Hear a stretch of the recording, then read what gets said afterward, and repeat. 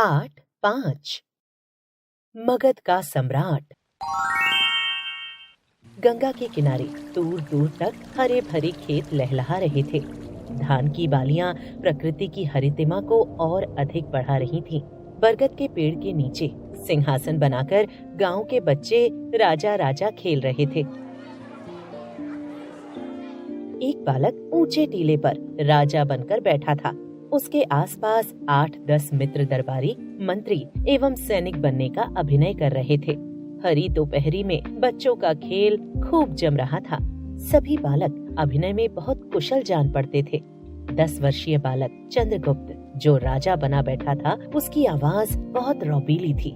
उसने राजमंत्री से पूछा, क्या हमारे राज्य में प्रजा सुखी है? राजमंत्री, जी महाराज, प्रजा आपका गुणगान कर रही है। किसी को कोई कष्ट या अभाव नहीं है। चंद्रगुप्त, मंत्री जी। राजमंत्री, आज्ञा हो महाराज। चंद्रगुप्त, अब मगध का शासन मेरे हाथों में आ गया है।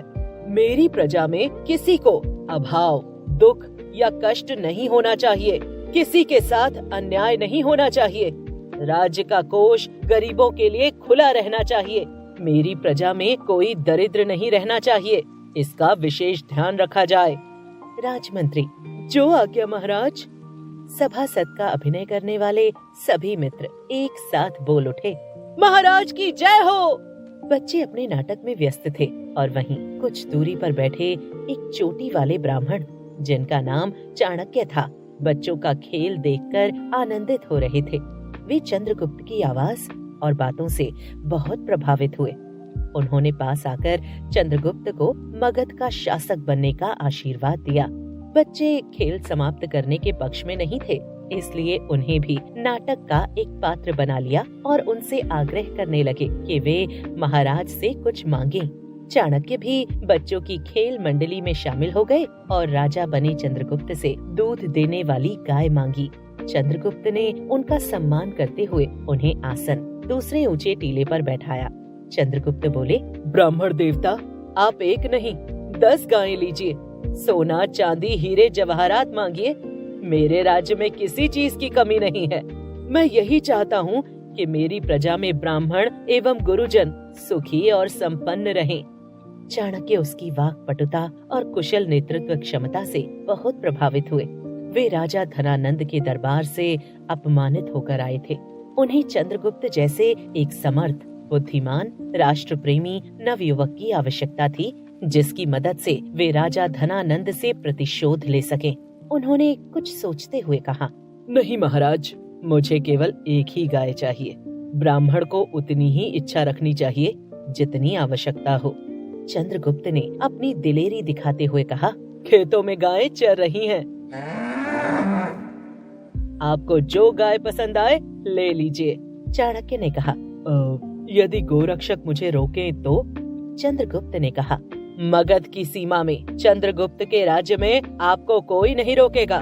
चंद्रगुप्त की आज्ञा का उल्लंघन भला कौन कर सकता है? आप निर्भय होकर गाय का चयन कीजिए और उसे अपने साथ ले जाइए। चंद्रगुप्त एक सैनिक बने बालक की ओर इशारा करते हुए, सैनिक, ब्राह्मण देवता की सहायता के लिए तुम उनके साथ जाओ। चाणक्य सैनिक बने बालक के साथ बाहर निकलते हैं।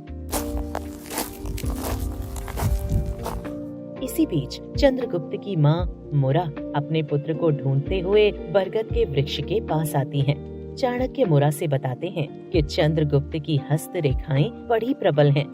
उसकी शिक्षा की व्यवस्था की जाए, उसका भाग्य अवश्य चमकेगा। मुरा भी यही चाहती थी कि उसके पुत्र की शिक्षा दीक्षा की उचित व्यवस्था हो, परंतु वह बेबस थी। राजा धनानंद ने उसके पति को बंदी बना लिया था। चाणक्य की बातें सुनकर उसके मन में पुत्र के कुछ बनने की भावना का विश्वास फिर से जाग उठा। चंद्रगुप्त बचपन से ही बड़े निर्भीक, स्वाभिमानी और बुद्धिमान थे। एक बार मगध के राजा धनानंद ने अपने दरबारियों, सेवकों तथा देशवासियों की बुद्धि की परीक्षा के लिए एक योजना बनाई। उन्होंने अपनी राजधानी पाटलिपुत्र के राज दरबार में लोहे के पिंजरे में शेर की एक मूर्ति रखवाई और राज्य भर में ढिंढोरा पिटवा दिया कि जो भी व्यक्ति लोहे के पिंजरे को बिना तोड़े शेर को बाहर निकाल देगा, उसे राज्य की ओर से 1000 स्वर्ण मुद्राएं दी जाएंगी। और मन चाही मांग भी पूरी की जाएगी। इस सूचना को सुनकर चंद्रगुप्त राज दरबार में पहुँचे। वहाँ जाकर उन्होंने पिंजरे में बंद शेर को अच्छी तरह देखा। दरबार के सभी लोग सिर नीचे किए हुए बैठे थे। बालक चंद्रगुप्त ने बड़े उत्साह से कहा, महाराज, मैं इस शेर को बाहर निकाल सकता हूँ। सभी दरबारी उस बालक की ओर आश्चर्य से देखने लगे। राजा धनानंद को भी बहुत आश्चर्य हुआ। चंद्रगुप्त ने पुनः कहा, महाराज, मुझे शेर को बाहर निकालने की आज्ञा दे। राजा धनानंद ने कहा, ठीक है, शेर को पिंजरे से बाहर निकालो। ध्यान रहे, तुम पिंजरा नहीं खोल सकते हो। चंद्रगुप्त बोले, ठीक है महाराज, परंतु इस कार्य के लिए मुझे एक जलते हुए दीपक की आवश्यकता है। राजा धनानंद के आदेश पर जलता हुआ एक दीपक राज दरबार में मंगवाया गया। चंद्रगुप्त ने सलाखों के बीच से दीपक को शेर के पास रखा। मोम का बना हुआ शेर पिघलने लगा। उसकी बुद्धिमानी को देखकर सभी हैरान हो गए। राजा धनानंद ने उसकी प्रशंसा करते हुए उसे 1000 सोने की मुद्राएं दी और उसकी मनचाही मांग के विषय में पूछा। चंद्रगुप्त ने मनचाही मांग के रूप में अपने पिता को बंदी गृह से मुक्त कराया।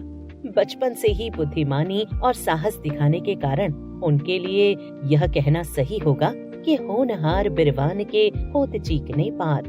वही बुद्धिमानी, तेजस्वी, न्याय प्रिय चंद्रगुप्त काफी समय तक मगध के सम्राट रहे।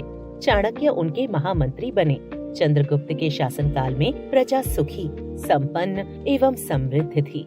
धर्म, ज्ञान, विज्ञान, वाणिज्य और विभिन्न कलाओं की उन्नति हुई।